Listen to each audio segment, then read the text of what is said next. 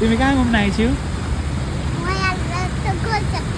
सप्तरजङ हस्पिटलको अगाडिको गोलचक्कर होइन? अनि तिम्रो घर कहाँ हो यहाँनिर?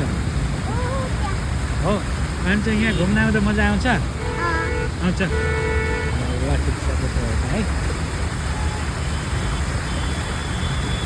यहाँ सानो सानो बच्चाहरूले पनि राम्रो राम्रो फुटबलतिरको चलाउने गर्छ। अब म चाहिँ यसको अलिक भिडियो क्याप्चर गर्न गइरहेको छु 360 एङ्गलबाट।